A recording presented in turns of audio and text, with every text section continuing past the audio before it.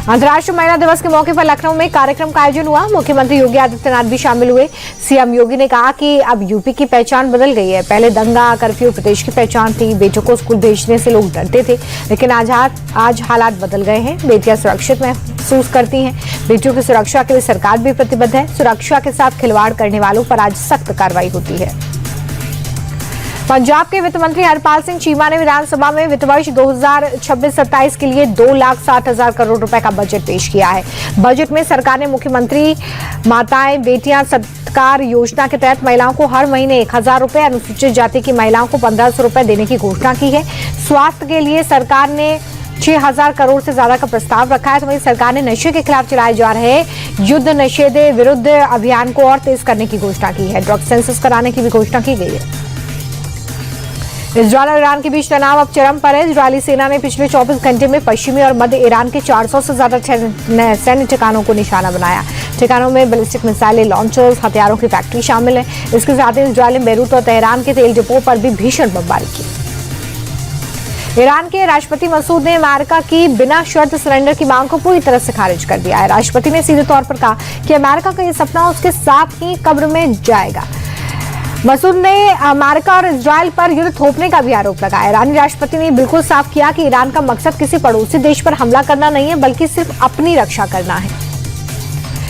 Iran के IRGC की तरफ से एक बड़ा दावा किया गया है। 24 घंटे में 200 से ज्यादा अमेरिकी सैनिक मारे गए हैं। ईरान ने बहरीन में अमेरिका के 5वें बेड़े पर 21 सैनिक मारे जाने का भी दावा किया। साथ ही ईरान ने बताया कि फारस की खाड़ी में अमेरिका तेल टैंकर्स को भी निशाना बनाया गया है। हालांकि अमेरिका की तरफ से अभी तक इसकी पुष्टि नहीं की गई है।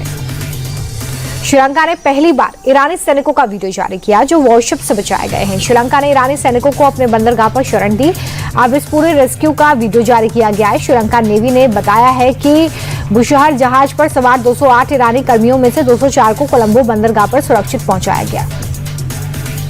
खाड़ी देशों से माफी मांगने के बाद भी ईरान थमने का नाम नहीं ले रहा है। यूएई ने कहा है कि ईरानी सेना ने 16 बैलिस्टिक मिसाइल्स और 117 ड्रोन से हमले किए।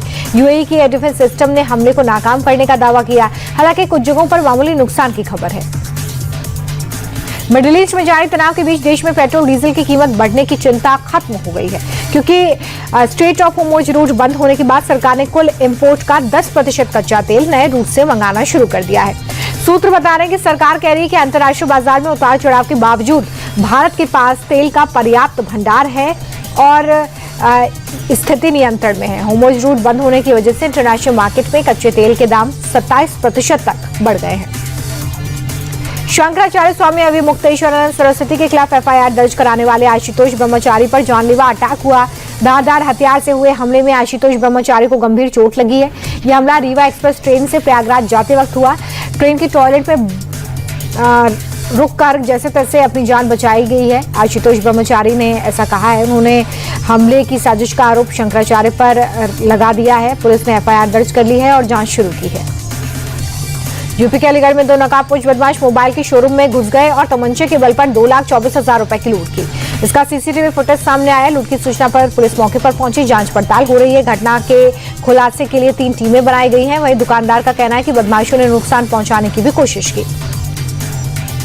रंग पंचमी पर इंदौर में पारंपरिक गेर निकली। परंपरागत गेर में लाखों लोग शामिल हुए। टैंकर्स पर मिसाइल लगाकर लोगों पर रंग बरसाए गए। रंगीन पानी की बौछार की गई। 250 क्विंटल गुलाल और 25 टैंकर और मिसाइलों से लाखों लोग रंग से सराबोर हुए। कम प्रेशर मशीनों से भी कई रंगों के गुलाल उड़ाए गए हैं। बैंड बाजे, डीजे, भजन और नृत्य मंडलियों ने माहौल को खुशी से सराबोर कर दिया। तो वहीं उज्जैन में भी गेर निकाली गई, जिसमें CM मोहन यादव शामिल हुए।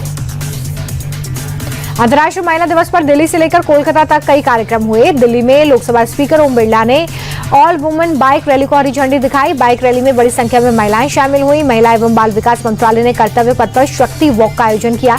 CM रेखा गुप्ता भी इसमें शामिल हुई। तो उधर कोलकाता में भी फिट इंडिया पिंक साइक्लोथॉन आयोजित किया गया, जिसमें खेल मंत्री मनसुख मांडविया भी शामिल हुए। बच्चों के साथ साइकिल चलाकर फिट रहने का संदेश दिया। तो वहीं चंडीगढ़ में भी महिला दिवस पर वॉकथॉन का आयोजन किया गया। अनिल अंबानी की मुश्किलें बढ़ती जा रही हैं। सीबीआई ने एक और नया केस उनके खिलाफ दर्ज किया है। यह एफआईआर पीएनबी के चीफ मैनेजर की शिकायत पर हुआ है। एफआईआर के मुताबिक 2013 से 17 के बीच अनिल अंबानी ने रिलायंस कम्युनिकेशंस के अधिकारियों के साथ मिलकर 1085 करोड़ रुपए की धोखाधड़ी की। बैंक का आरोप है कि कंपनी ने फंड को जानबूझकर दूसरी जगह डाइवर्ट कर दिया। नई एफआईआर में रिलायंस कम्युनिकेशन, अनिल अंबानी और मजारी काकर समेत कई लोगों को आरोपी बनाया गया है। देश की 10 सबसे बड़ी कंपनियों में से 8 की वैल्यू बीते हफ्ते के कारोबार में 2.81 लाख करोड़ रुपए घट गई है। एसबीआई की वैल्यू सबसे ज्यादा घटी है। Larsen and turbo, Bajaj finance, TCS, HUL और भारतीय एयरटेल की भी वैल्यू घटी है। तो वहीं रिलायंस और इंफोसिस की वैल्यू बढ़ी है। जियोपॉलिटिकल तनाव और जंग जैसे हालातों में महंगाई बढ़ने का खतरा रहता है और ऐसे में कंपनियों का मुनाफा कम हो सकता है। ऐसे में निवेशक उनके शेयर बेचना शुरू कर देते हैं और इससे सोने चांदी जैसी सुरक्षित जगह निवेश करना चाहते हैं।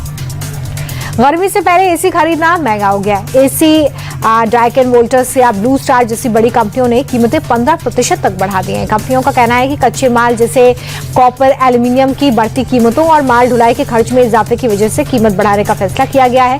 आपको बता दें कि भारतीय रुपए के कमजोर होने से पुर्जों का आयात महंगा हो जाता है, यानी कि जो रॉ मटेरियल्स एसी में लगते हैं वो महंगे हो जाते हैं।